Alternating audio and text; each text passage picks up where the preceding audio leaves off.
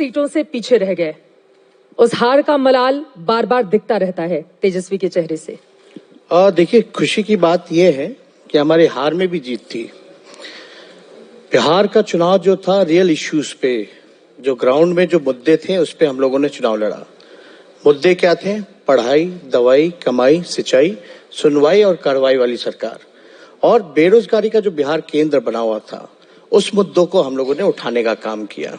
हर जगह आप देखते होंगे तो बातें, मुद्दे जो रहते हैं चुनाव में, मुसलमान, हिंदू, मंदिर, मस्जिद, पाकिस्तान, तालिबान, कश्मीर, इस तरह की मुद्दे रहते हैं। लेकिन हम लोग जब रियल इश्यूज लेकर के गए तो जनता ने हम लोगों को स्वीकार किया। और अभी जो मौजूदा सरकार है वो तो हम बार बार कहते हैं चोर दरवाजे की सरकार है। अगर आप पहले इलेक्शन का 2020 का अगर आप दोनों अलायंस का अगर आप वोट निकालें तो हमको अगर 1,56,00,000 वोट मिले तो एनडीए को 1,56,12,000 वोट मिले। यानी जो डिफरेंस जो दोनों अलायंस का था वो केवल मात्र 12,000 का था। और बाद में तो ज्यादा कुछ अब कहना नहीं, अल्टीमेटली जो रिजल्ट आया, हालांकि जनता का जो जनादेश था वो कुछ और था और चुनाव आयोग का जो नतीजा था वो कुछ और जीत कर था। हारने वाले को बाजीगर कहते हैं, ये वाला डायलॉग तो कई बार सुना है, वही आप बताने की कोशिश कर रहे हैं। आप देखिए तो नीतीश जी तीसरे नंबर की पार्टी आ गई। हारी क्यों? जो नीतीश जी 15 साल मुख्यमंत्री रहे वो तीसरी नंबर की पार्टी बन करके रह गई। और जो दावा करती है कि विश्व की जो सबसे बड़ी पार्टी है, तीसरे नंबर के पार्टी के व्यक्ति को मुख्यमंत्री बनाने का काम किया, तो वो लोग तो गठबंधन धर्म निभाया। वो लोग तो डरे हुए थे। अरे विश्व की सबसे बड़ी पार्टी, डबल इंजन सरकार और 31-32 साल के लड़के से मात्र 12,000 का डिफरेंस। तो ये सोचने वाली बात है। कमियां उनमें थी। हम लोगों ने जमीन पे काम किया, जमीन के मुद्दे उठाए।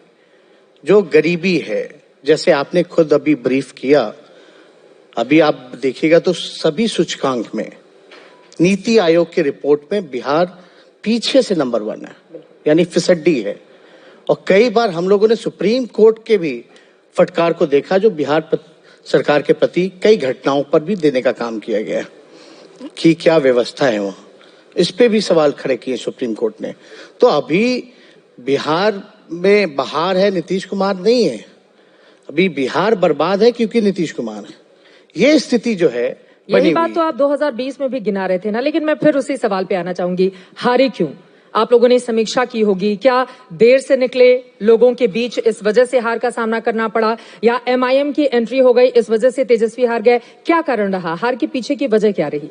अब देखिए, कोरोना काल था, आफ्टर कोविड पहला इलेक्शन केवल बिहार में था और पूरे देश में और किसी भी राज्यों में चुनाव नहीं हो रहा था, केवल बिहार में हो रहा था। पूरी केंद्र की टीम लगी हुई, 35 हेलीकॉप्टर लगे हुए। चुनाव कब होगा नहीं होगा हम लोगों को कोई आइडिया नहीं था। एक साल जो हम लोगों को काम करना था वो हम लोग नहीं कर पाए क्योंकि कोरोना का लॉकडाउन था। तो काफी लॉकडाउन में आप गायब दिखे। नहीं, लॉकडाउन में कौन दिखता है? सोनू सूद तो दिखाई दे रहे थे, कल ही इस मंच पर थे लोगों की मदद करते हुए, देखें, बाकी लोग नजर आ रहे थे। आप देखें लॉकडाउन में जितना काम हमारी पार्टियों ने किया, और पहले लॉकडाउन की बात कर रहे हैं, अगर हम लोग आवाज नहीं उठाते तो शायद ट्रेन भी नहीं चलती। जो मजदूर जो पलायन करके जो बाहर काम के लिए गए हुए थे, सड़कों से आ रहे थे खाली पैर, अगर हम लोग उस समय आवाज नहीं उठाते, किसने आवाज उठाया आप बताइए? हम लोग 1 महीना देखे, 2 महीना देखे, पहला आवाज उठाने वाला व्यक्ति कौन था?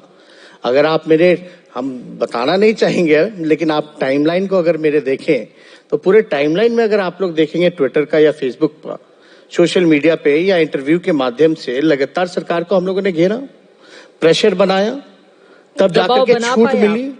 सरकार के ऊपर दबाव बना पाए आप। मौजूदा वक्त में भी बहुत सारे मुद्दे हैं जिनको लेकर आप लोग मुद्दा तो उठाते हैं, लेकिन नीतीश कुमार जी के ऊपर बहुत फर्क पड़ता हुआ दिखाई नहीं देता है। चाहे शराबबंदी के मामले को ले लें, पिछले कई महीनों में सैकड़ों लोगों की जान चली गई है, जबकि बिहार में शराबबंदी है। इसके अलावा मुजफ्फरपुर से आंखों के ऑपरेशन के दौरान जिस तरह से